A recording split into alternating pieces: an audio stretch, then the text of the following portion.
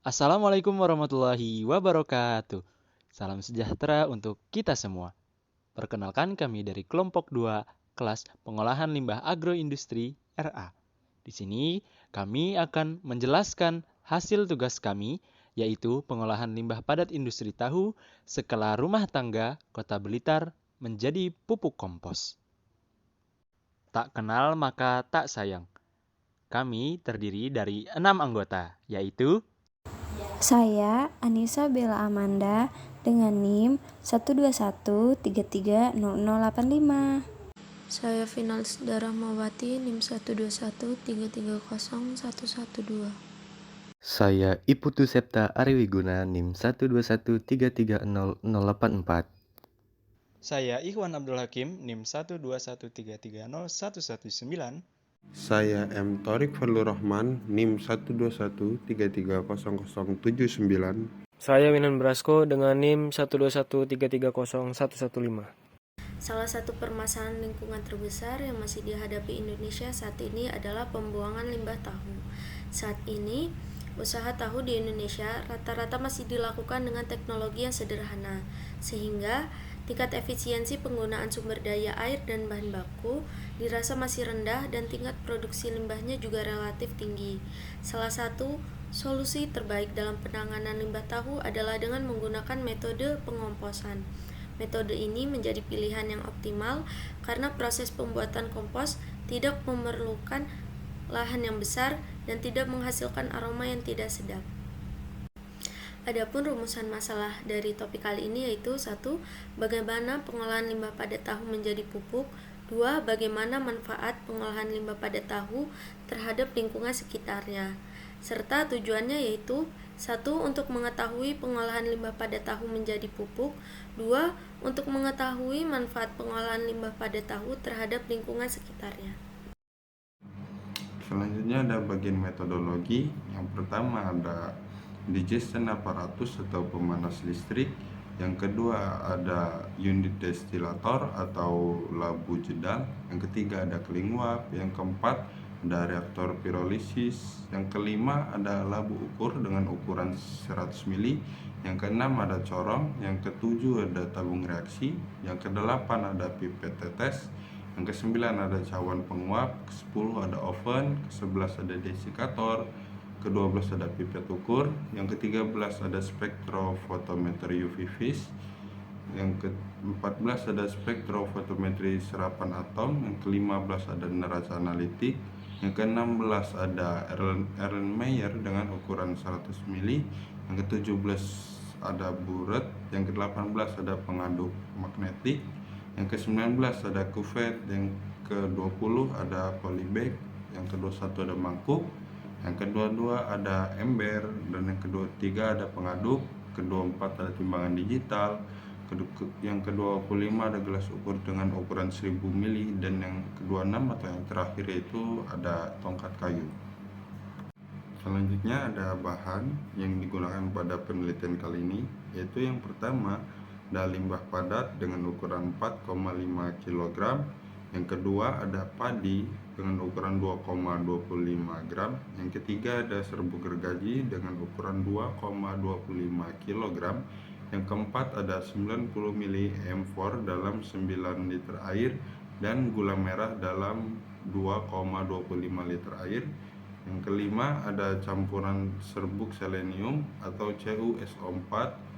Yang keenam ada natrium sulfat pekat atau Na2SO4. Yang ketujuh ada larutan pekat atau HNO3 65%. Yang kedelapan ada asam perklorat pekat atau HClO4. Yang kesembilan ada parafin. Ke-10 larutan asam sulfat atau H2SO4. Yang ke-11 ada larutan natrium hidroksida atau yang disebut dengan Na. Yang ke-12 ada larutan asam borat atau H3BO4 1%. Yang ke-13 ada indikator Conway. Yang ke-14 ada larutan baku klorida atau HCl pekat.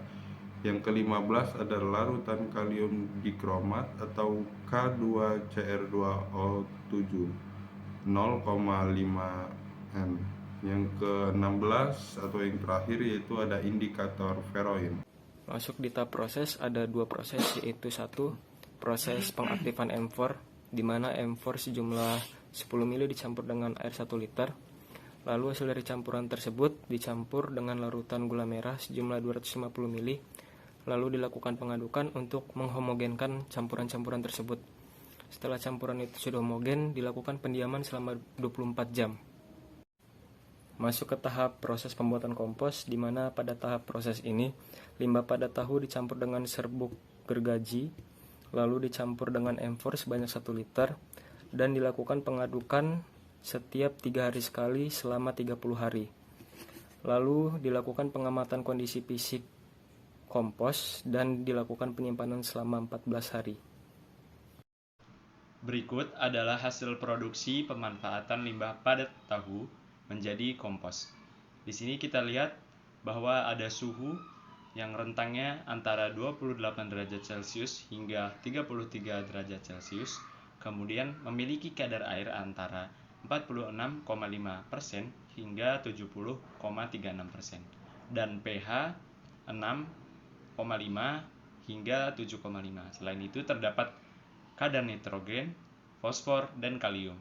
Nitrogen sendiri memiliki kadar sebesar 1,54%, fosfor 1,02%, dan kalium 1,12%.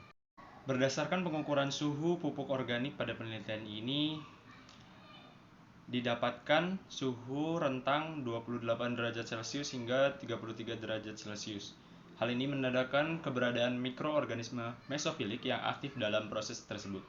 Kemudian ada pH. pH yang optimum ini pada proses pengomposan berkisar antara 6,5 hingga 7,5.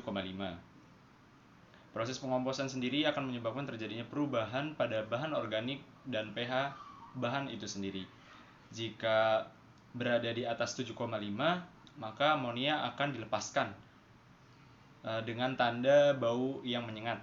Sehingga hal ini menandakan bahwa pengomposan telah berakhir. Kemudian ada rentang kadar air pada pupuk yang dihasilkan berkisar antara 46,5% hingga 76,36%. Hal ini sesuai dengan karakteristik kompos. Karena jika kelembaban kompos itu berada di bawah 40%, aktivitas mikroba akan menurun. Sedangkan kelembaban di atas 60% akan menyebabkan pencucian nutrisi, penurunan volume udara, dan penurunan aktivitas mikroba.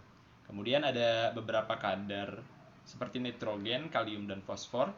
Semua kadar tersebut telah memenuhi SNI yang telah ditetapkan. Berdasarkan data yang telah dibahas, dapat disimpulkan bahwa penanganan limbah padat tahu di industri skala rumah tangga atau UMKM Kota Blitar dilakukan dengan cara proses pengomposan. Kompos yang dihasilkan dengan pencampuran serbuk gergaji, sekam padi, dan bioaktivator EM4 didapatkan suhu, kadar air, nitrogen, fosfor, serta kalium yang memenuhi standar SNI. Pupuk kompos yang dihasilkan digunakan sebagai nutrisi bagi tanah, sehingga limbah padat yang dihasilkan dari industri tahu skala rumah tangga memiliki daya guna. Kompos tersebut juga dapat diperjualbelikan di pasar secara luas, khususnya di provinsi terdekatnya. Kompos yang dihasilkan dapat menjadi penghasilan tambahan bagi industri skala rumah tangga Kota Blitar. Saran yang dapat diberikan dalam video ini yaitu perlu adanya pembinaan yang berkesinambungan sebagai upaya dalam pengelolaan limbah yang berkelanjutan, serta perlu adanya pengujian uji laboratorium untuk mengetahui rasio C/N agar mendapatkan kompos yang lebih baik lagi. Sekian penjelasan hasil tugas kami dan semoga bermanfaat. Terima kasih. Wassalamualaikum warahmatullahi wabarakatuh.